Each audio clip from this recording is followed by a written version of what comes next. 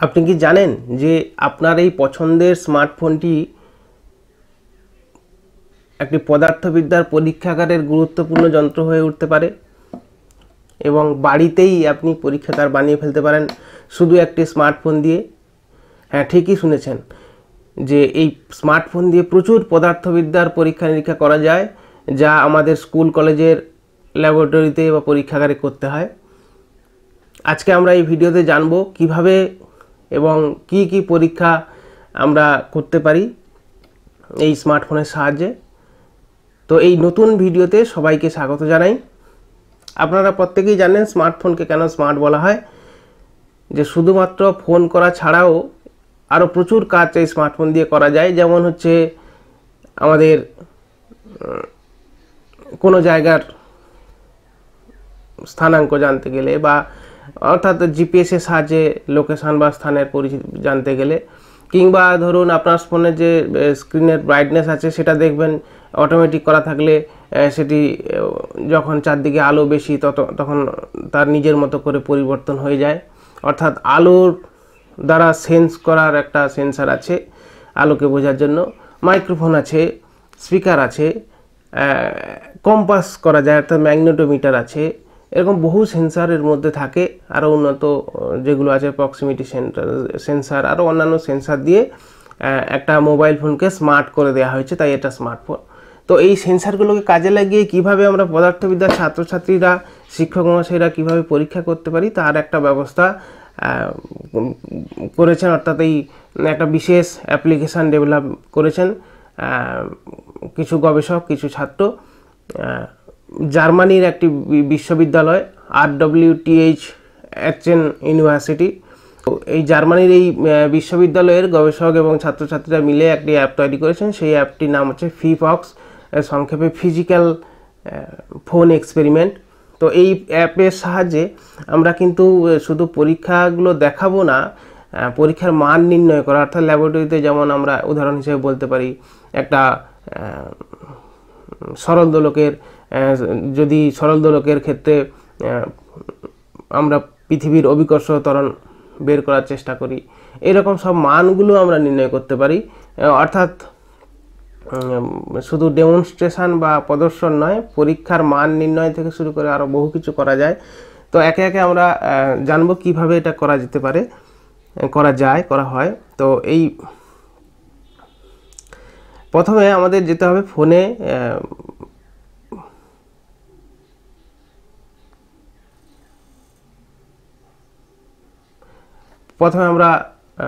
প্রথমেই যেটা করতে হবে সেটি হচ্ছে ফোনের প্লে স্টোরে গিয়ে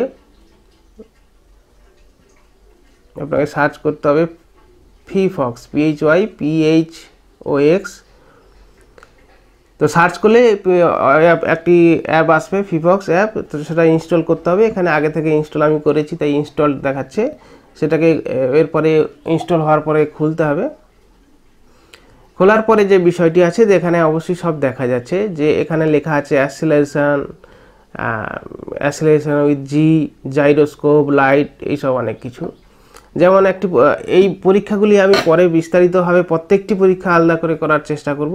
আপাতত কয়েকটি পরীক্ষা করে দেখাচ্ছি কিভাবে কাজ করতে। যেমন এখানে আছে ম্যাগনেটোমিটার, সেখানে আমি হয়তো কতগুলো পরীক্ষা করতে পারি। যেমন হচ্ছে চুম্বকের দূরত্ব অনুযায়ী তার চুম্বক প্রাবল্যের মান পরিবর্তন কিভাবে হচ্ছে, কিংবা আমরা যদি তা কোনো স্থানের চুম্বক ক্ষেত্র কত সেটা জানতে চাই, কিংবা কোনো চুম্বকের পরিমাণ সংখ্যা বাড়িয়ে তার চুম্বকত্বের মান কি পরিবর্তন হচ্ছে সেইগুলো দেখতে পারি। এবং সেই যে ডেটাগুলোকে আমরা এখানে এক্সেল শিটের মাধ্যমে নিতে পারি, শেয়ার করতে পারি, স্ক্রিনশট নিতে পারি।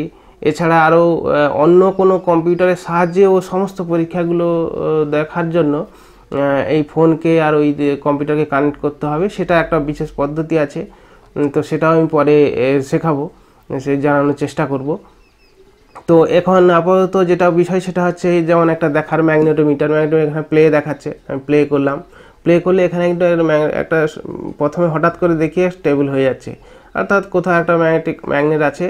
তো সেইটার গ্রাফিক্যালি দেখানোর চেষ্টা হচ্ছে, গ্রাফের সাহায্যে সময়ের সঙ্গে আর পরিবর্তন খুব একটা হচ্ছে না। তার কারণ আমি এক জায়গায় নির্দিষ্ট রেখেছি, নির্দিষ্ট কোনো জায়গায় চুম্বক থাকলেও সেও নির্দিষ্ট জায়গায় আছে।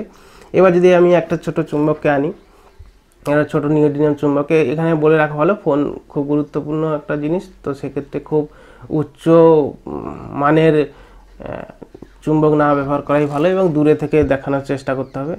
এই আমি একটা চুম্বক আনার ফলে এই পরিবর্তনটা লক্ষ্য করা যাচ্ছে। হ্যাঁ, এখানে কত চুম্বক এবং তার যদি মান অ্যাবসলিউট মানটাও এখানে দেখা যাচ্ছে পরিবর্তন হচ্ছে,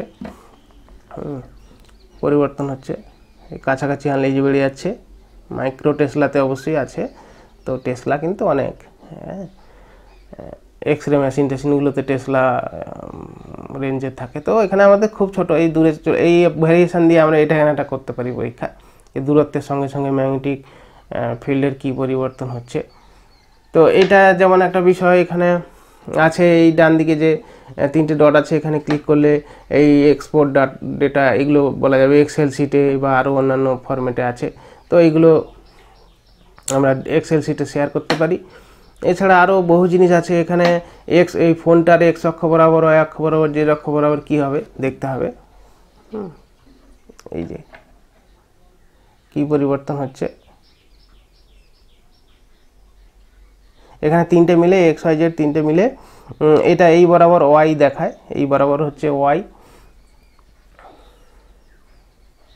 তো এই বিভিন্ন পরিবর্তন আছে। হ্যাঁ, এই বরাবর হচ্ছে এক্স, এই বরাবর ওয়াই, হ্যাঁ, বাকি পাশাপাশি হচ্ছে জেড। তো যাই হোক, এই বিষয়গুলো আমরা করতে পারি পরীক্ষায়। আবার আরেকটি পরীক্ষাটা স্টপ করলাম, আরেকটি পরীক্ষা এটা অন্য কিন্তু ল্যাপটপেও কম্পিউটারেও দেখতে পারি, অন্য কারুর ফোনেও দেখতে পারি বিষয়টা শেয়ার করে। অর্থাৎ শিক্ষক শিক্ষিকারা যদি সমস্ত ফোনগুলো ছাত্রদের সমস্ত ফোনগুলোকে নিজের ফোনের সঙ্গে কানেক্ট করেন এবং নিজে পরীক্ষাটি করেন, তাহলে ওরাও তার ফোনে বিষয়টি দেখতে পাবে সবাই একসঙ্গে, সেটা ভালো ব্যাপার। আবার এছাড়া কম্পিউটারে যোগ করে প্রজেক্টরেও দেখানো যেতে পারে। তবে তার কীভাবে যুক্ত করব সেই বিষয়টা একটু পরে আমরা জানাবো। আর একটি যেমন লাইট সেন্সার আছে, তো লাইট সেন্সার দিয়ে লুমিনোসিটি দেখানোর চেষ্টা, যেমন কত লাগছে। টর্চ লাইট আছে, এখন এই যে ঘরের আলো দেখাচ্ছে, এখানে বুঝতে হবে এই সামনের দিকে যে ক্যামেরার দিকে ওই আলোটা থাকে, ক্যামেরার পাশাপাশি থাকে সেন্সারটা। তো এই সামনের দিকে অর্থাৎ এই আলোর দিকে যদি উপরে এই করে বেড়ে যাচ্ছে, উপরে বাল্ব জ্বলছে। এছাড়া টর্চ মারলে দেখলে হঠাৎ 18 লাক্স ছিল ঘরের আলো লুমিনেন্স, হঠাৎ বেড়ে গেল এই যে, এই সমস্ত জায়গায় সেন্সার এই যে অনেক বেড়ে যাচ্ছে। তো এটা থেকে আমরা জানতে পারি, ডেটাটাও নিতে পারি, পরিবর্তন লক্ষ্য করতে পারি। যেমন হচ্ছে যে দূরত্বের সঙ্গে কি পরিবর্তন হয়, এই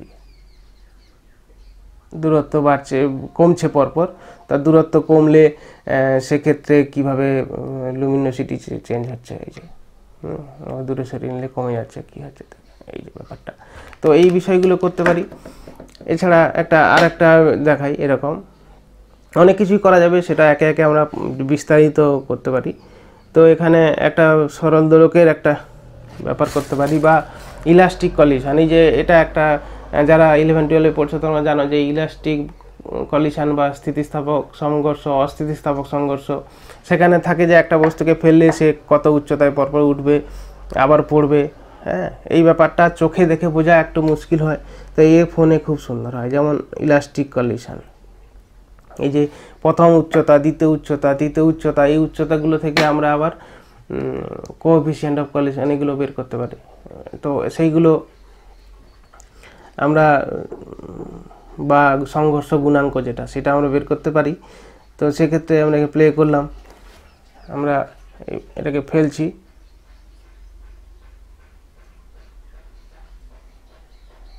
রিসেট করি, সব 0 0 হয়ে আছে।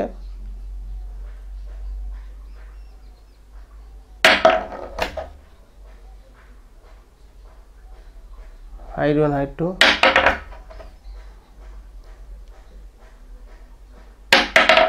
এই যে পরিবর্তনটা লক্ষ্য করা গেল। হাইট 1 হাইট 2 এগুলো চেঞ্জ হচ্ছে, টাইম কত লাগলো সব কিন্তু এখানে পেয়ে যাচ্ছি। আবার ত্বরণ বের করতে পারি, এই যে নিয়ে যাচ্ছি, গ্রাফের সাহায্যে দেখা, অ্যাবসলিউট মানটা বের করা, হ্যাঁ, ত্বরণ কী হবে। একটা খেলনা গাড়ির উপর বসিয়ে দিয়ে চালিয়ে দিয়ে খেলনা গাড়ির ত্বরণ যদি বোঝা যেতে পারে, হ্যাঁ, কিংবা সাইকেলে যাচ্ছি, সাইকেলে এটা ধরে রাখলে সাইকেলের উপরে এরকম ধরে রাখলাম, ত্বরণ বোঝা যেতে পারে। হ্যাঁ, এই যে এখন একবারে রেস্ট করে শূন্য হয়ে যাবে। সাইকেলে বাসে বসতে বসতে বাসের ত্বরণ মাপতে পারি, কত সুন্দর সুন্দর ব্যাপার। তো এইভাবে কিন্তু পরীক্ষাগুলো করা যায়, এবং আরও প্রচুর পরীক্ষা আছে, একে একে আমরা বিভিন্ন পরীক্ষা নিয়ে আলোচনা করব। আপাতত সবাইকে বলবো অ্যাপটি ইনস্টল করে পরীক্ষাগুলি করার কোনো টাকা পয়সা লাগে না এই অ্যাপে। যারা বানিয়েছেন সবাইকে তো ধন্যবাদ জানাই।